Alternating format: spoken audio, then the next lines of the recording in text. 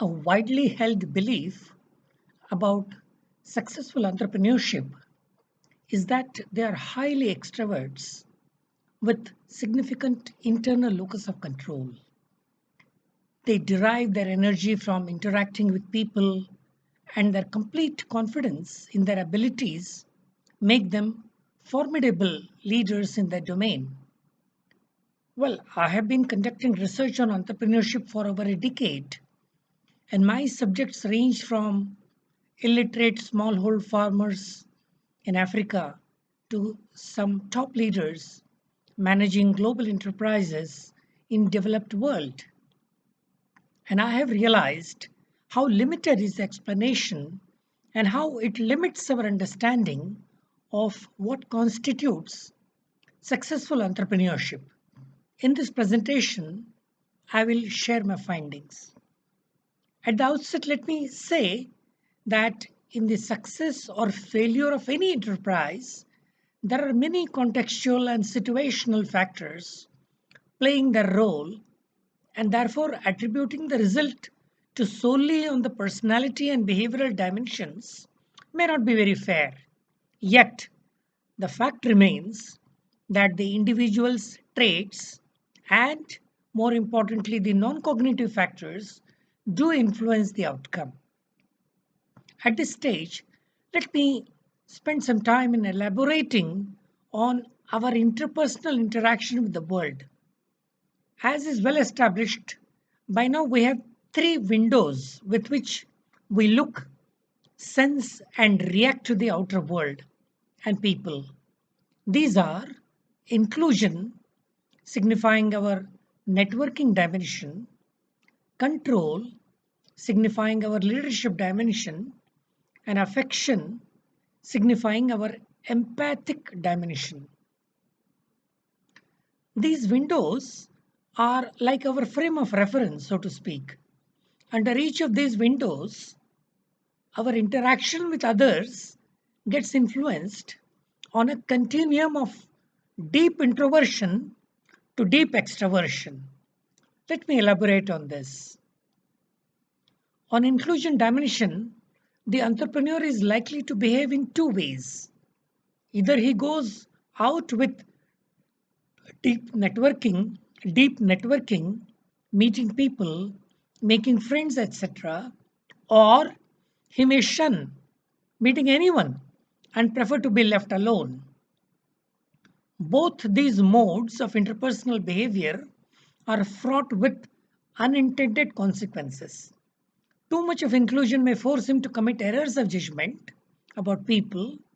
Likewise, being aloof may cost him support from others, which he may need when in distress. Now, let us consider the control dimension. Under this, an entrepreneur may exhibit symptoms of extreme authoritarian behavior or total withdrawal and detachment. Again, like inclusion, such a behavioral manifestation will be detrimental for success in any enterprise. Then we come to the affection dimension. Under this, the entrepreneur again may show either of the two diametrically opposite behavior pattern of being overwhelmingly sensitive and emotional or totally detached from any sort of emotion. It goes without saying that both these styles will be extremely dysfunctional. By now, you would have guessed that being too extroverted or being too introverted will to a large extent influence these interpersonal windows that I talked about. So we come to the question, what is an ideal stance that an entrepreneur must adopt? Imagine a continuum of extroversion and introversion on a scale. On this scale, the midpoint will be the ambiverts. Who are the ambiverts? Well, let me quote from a recent BBC report. Dr. Grant, Adam Grant, a professor of psychology at the University of Pennsylvania, coined the term the ambivert advantage in a 2013 study that challenged notions of extroverts being more successful and productive. in a sales environment. After studying over 350 call center employees, Dr. Grant found that the workers who made the most sales revenue were those who fell in the middle of the extroversion scale. In fact, the results made a bell curve. The worst performers were the workers who were either extremely introverted or extremely extroverted. Because they naturally engage in a flexible pattern of talking and listening, ambiverts are likely to express sufficient assertiveness and enthusiasm to persuade and close a sale. Grant writes in the study, and I quote, ambiverts are also more inclined to listen to customers' interests and therefore less vulnerable to appearing too excited or too overconfident. Carl Moore, an associate professor of management at McGill University, an associate fellow at Oxford University, who has studied ambiverts for years, estimates that 40% of top business leaders are extroverts, 40% are introverts, and 20% are true ambiverts. Based on the interview with 350 executives, he came up to this conclusion.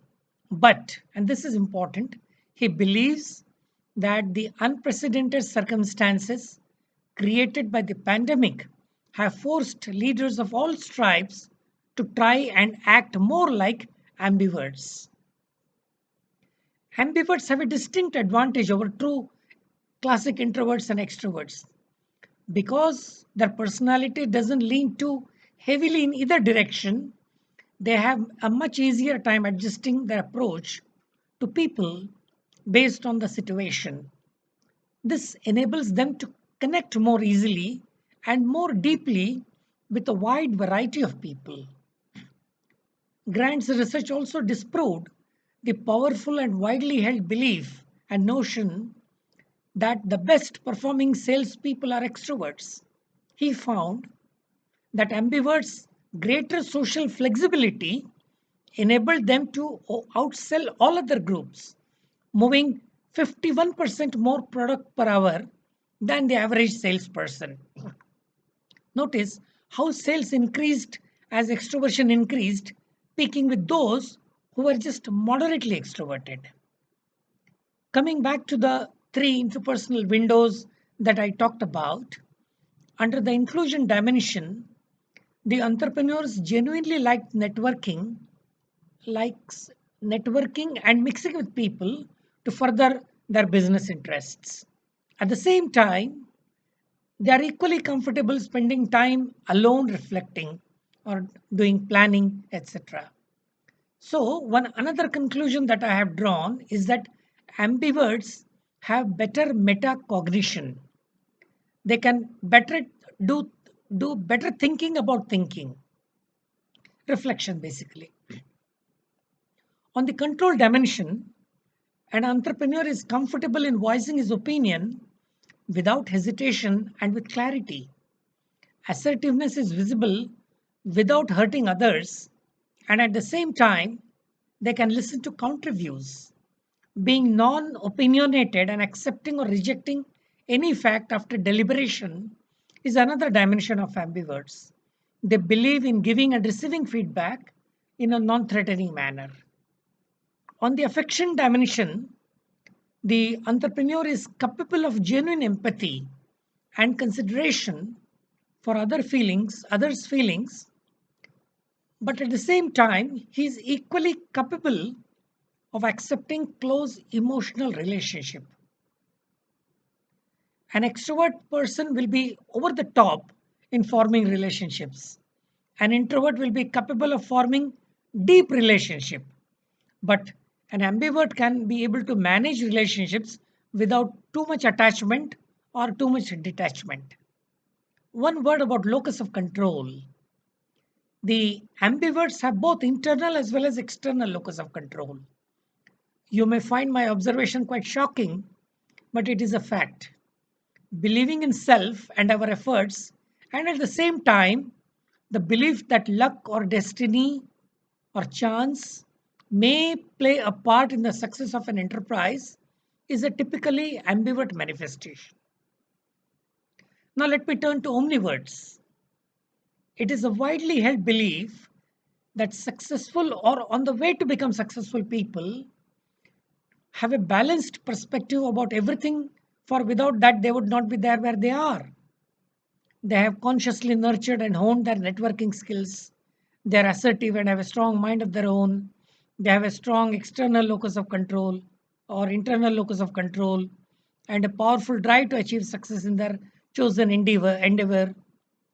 Passion for work and risk tolerance, coupled with astute commercial sense, makes them a formidable candidate to be called a successful entrepreneur. I may include in this group businessmen, film actors, and those on the fast lane. While most of the above description may be close to reality, yet a bit of scratching may reveal a completely different picture. And that has a lot to do with the influence of biological traits over the psychological traits.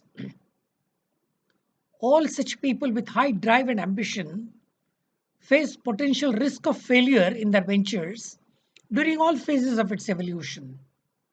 Despite their strong achievement motivation and drive, the pressure of constantly meeting deadlines, achieving targets, and more importantly, getting them through others brings its own set of anxiety. Added to this is a feeling of false ego or inflated ego that prevents them from sharing their innermost fears and anxiety to even their near and dear ones. A recent example in India of the suicide of the very famous coffee chain owner proves the point, wherein he wrote in his suicide note that he had hidden the problems of business even from his family. Another problem in this context is the ever changing goals and aspirations that constantly puts the pressure and limits satisfaction. I have personally known cases of few phenomenally successful entrepreneurs who have major problems of insomnia and have to swallow pills all the time. To complicate matters, such individuals also get into the trap of denying reality and tend to portray a very happy picture of themselves. I knew a successful entrepreneur who had set up a business empire that was talked about everywhere, but he had major issues at home and also had to face a lot of business rivalry from jealous people. But outwardly, he never displayed any signs of tension. This tension in his life resulted in his brain hemorrhage and untimely death. This contrasting lifestyle is of those who can be called as omniverts. So we have extroverts, we have introverts, we have ambiverts, and now we have omniverts. Omniverts prefer to hop from one end to the other. Ambiverts stay between the extremes, they stay in the middle. It is very similar to omniverts, are very similar to having a bipolar disorder. Omniverts wildly fluctuate in their behavior pattern due to the complicated and stressful business situation, and the first casualty is the work life balance. Many entrepreneurs have not so happy family life as their preoccupation with business gets skewed completely. It also takes a toll on their physical health. Worse still, such omniverts start suffering an oscillation between hypomania and anxiety attacks. Let me dwell here about hypomania. Constant mood swings are a prominent feature of such people. Entrepreneurs who suffer from hypomania become euphoric and develop momentary sense of well-being. They feel unbounded energy. They become suddenly highly creative, sometimes even bohemian, and full of ideas. And as a result of this, become irritable with others for the lack of it. Their self esteem and confidence reach unrealistic levels. Many a times, this also results in promiscuous affair as it boosts their ego. They cannot relax and develop what I call psychologically allowed behavior. Because of these feelings and sensations, that behavior gets manifested differently. They start taking risks which normally a prudent person should not take. Marital infidelity happens very often. They start talking a bit too much, become expansive and indulge in overcommitment. Often they write in a convoluted way about hopes and aspirations in their tweets and Facebook postings. They become fidgety and restless with details. In a meeting, their stance often is to order others to finish their points in 2 minutes. They have difficulty to read lengthier documents. Ideal situation to make serious errors of judgment. On the other hand, the other dimension of business stress and anxiety is the onset of depression. So, excitement and depression. In this phase, the person is unable to share his innermost fears even with his close family members. The emotional stress results in high blood pressure or ulcers. They cannot take rational, logical decisions.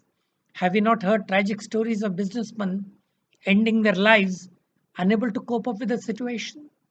So, what is the solution for these omniverts? Omniverts have to become ambiverts. But how? We must realize that any business scenario is fraught with many unknown variables. Developing what I call a helicopter attitude is one way to avoid the trap of hypomania or anxiety or depression. Metaphorically, this ability helps us to be on the penthouse, to have the aerial view or what I call as a vision, as well as to be in the basement, which is the day to day working or operational work seamlessly. One should have a detached attachment or attached detachment with business. Our self efficacy needs to be improved. This implies that we develop the ability to judge our actions impersonally and continuously. Ask why we are doing what we are doing. Such an approach is possible if we learn to meditate or stay quietly and peacefully at some point in time, having quality time. We must keep aside a certain portion of our time for serious reflection, introspection, and corrective action on a daily basis. This equanimous personality style will surely help us to avoid the trap of hypomania and anxiety and depression. I have also observed that those who discuss their business problems openly with their family members are often at peace with themselves and others than those who keep things to themselves. In our ancient Indian text, Gita, Bhagavad Gita, Lord Krishna has expounded on the definition of what he calls Sthita Prajna, which is one who is at peace with himself and the whole world. Lord Krishna says, when one discards all selfish desires and cravings of senses that torment the mind and becomes satisfied in the realization of the self, such a person is said to be transcendently situated. Therefore, let me conclude by saying that it is important for us to understand our limitations and our possible reach.